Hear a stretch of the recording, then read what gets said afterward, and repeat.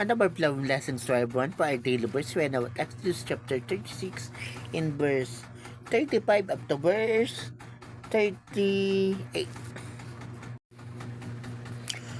They made the inside curtain of fine linen woven with blue, purple, and red wool, embroidered with figures of winged creatures. They also made 4 acacia wood posts, covered them with gold. Then gold rings were fastened to the posts, which were set on silver stands. For the entrance to the tent, they used a curtain of fine linen woven with blue, purple, and red wool, and embroidered with fancy needlework. They made 5 posts, covered them completely with gold, and set them each on gold-covered bronze stand. Finally, they attached hooks for the curtain. So this passage is about the ongoing construction of the tent of the tabernacle. So, and in this passage, the highlight is the materials and the parts of the tent.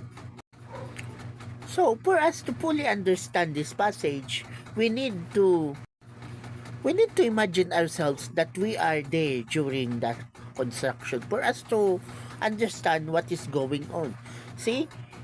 So, yes, we could see the materials, the parts of the tent, the workers, the one that those supervise the workers, and the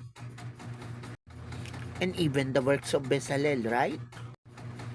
So we could imagine that every worker has his or her own jobs and different expertise, and because the tent has different parts, of course it also have different set of workers.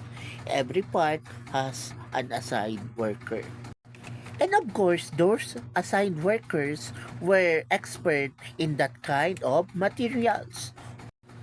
And we must fully realize also that it is the Lord who gave the command, even the measurement, even the type of the materials to be used.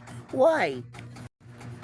Because God is all-knowing and He is fully aware of the capabilities of those Israelites. So, the Lord gave the specific command to every materials because He is fully aware that a certain group of Israelites or an Israelite is capable of doing it and capable of teaching it to others for them to work faster and efficient. See? Even in ministry is not a competition, okay? Ministry is a cooperation. It is building his kingdom. In this passage, they are building the tent. But now, in the New Testament, we are building his kingdom. And during the Old Testament, they are building the tent of the tabernacle and there is no competition. They coordinated and cooperate with one another. Same right now, there's no need for a competition. All worker in his kingdom must cooperate and coordinate with one another. Because we, as a worker of his kingdom, we are trained to do such things, right? My line of expertise is different from yours. Same with during those in the Old Testament. The in charge in the curtain is not in charge of the rods or in the metalwork. So it's two different expertise. Metalworks and embroidery. They are two different things. Same with the here now in the New Testament we are building his kingdom and we too have different line of expertise. Some some workers are apostles, some workers are prophets, some of them are pastors, some preachers, evangelists, and some of us are teachers.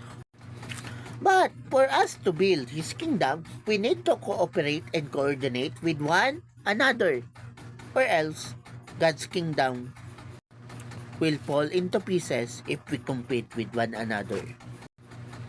Some workers might think that ministry is a competition. No, it is not. God puts you there and He assigned you to cooperate and coordinate with your fellow worker, not against them. Because you are building His kingdom. Okay? Okay. So remember, in ministry, there must be no competition. Okay?